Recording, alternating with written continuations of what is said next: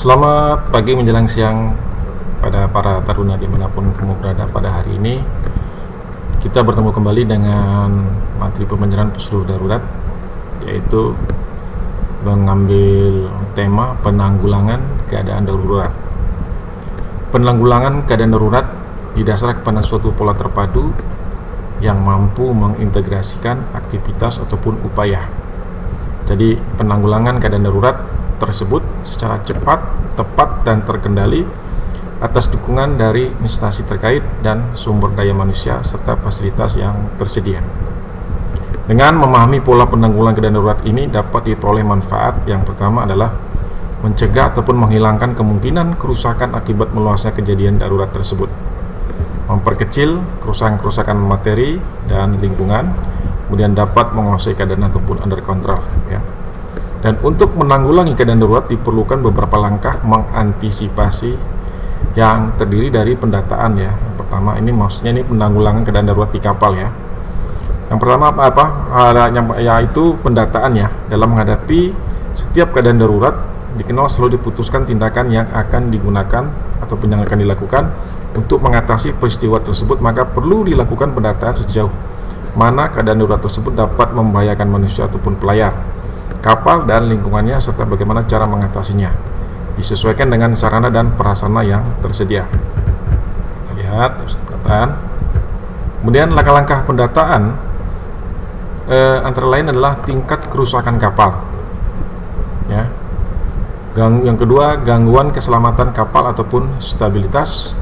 Yang ketiga, keselamatan manusia. Yang keempat, kondisi muatan. Yang kelima, pengaruh kerusakan pada lingkungan. Dan yang keenam, kemungkinan membahayakan terhadap dermaga ataupun kapal lain. Dan selanjutnya kita melihat kepada peralatan ya. Sarana dan prasarana yang akan digunakan ini tentu disesuaikan dengan keadaan darurat yang dialami dengan memperhatikan kemampuan kapal dan manusia untuk melepaskan diri dari keadaan darurat tersebut sehingga kondisi normal kembali. Dan petugas ataupun anak buah kapal yang terlibat dalam operasi mengatasi keadaan darurat ini seharusnya mampu untuk bekerja sama dengan pihak lain bila mana diperlukan, baik itu di kejadian ketika terjadi di dermaga, kapal lain ataupun dengan tim SAR. Harus ada koordinasi ya. Kemudian secara keseluruhan peralatan yang dipergunakan dalam keadaan darurat ini adalah breathing apparatus ataupun alat bantu pernapasan ya. Dan kemudian ada alarm, fireman outfit, kemudian ada tandu, alat komunikasi dan lain-lain disesuaikan dengan keadaan daruratnya ya.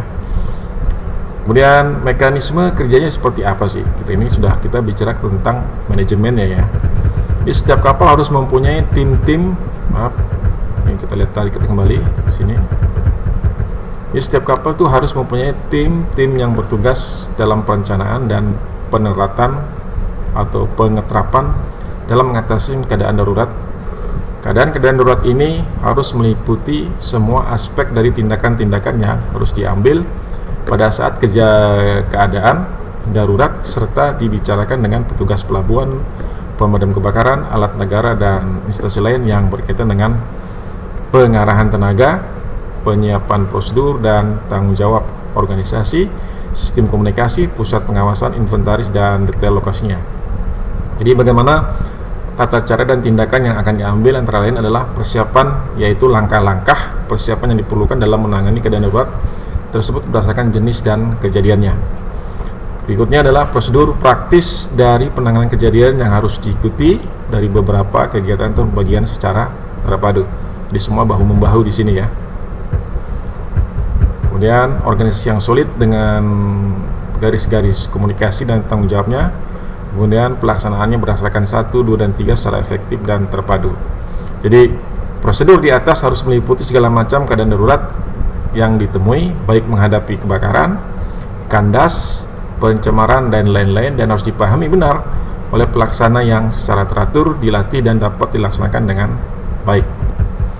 Jadi keseluruhan kegiatan tersebut di atas itu merupakan suatu mekanisme kerja yang hendaknya dengan mudah dapat diikuti oleh setiap manajemen yang ada di kapal, sehingga kegiatan mengatasi keadaan darurat dapat berlangsung secara bertahap tanpa harus menggunakan waktu yang lama, aman, lancar, dan tingkat penggunaan biaya yang memadai.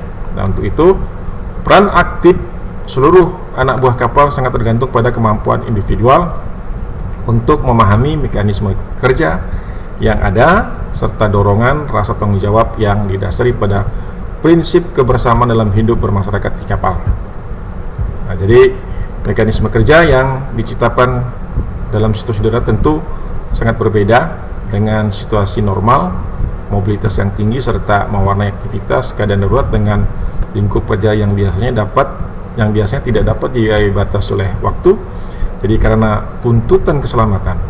Oleh karena itu loyalitas untuk keselamatan bersama selalu terjadi karena ikatan moral kerja dan dorongan demi suatu kebersamaan. Jadi itu tadi yang kita sampaikan tentang penanggulangan keadaan darurat ya, yang telah saya sampaikan tadi, dan semoga ini bermanfaat untuk kita semua. Dan jangan lupa seperti biasa simak, cermatin, dan catat video pembelajaran kita hari ini yang mengambil tema tentang apa tadi? Kamu ingat? Ya, dan ingat penanggulangan keadaan darurat ya di kapal.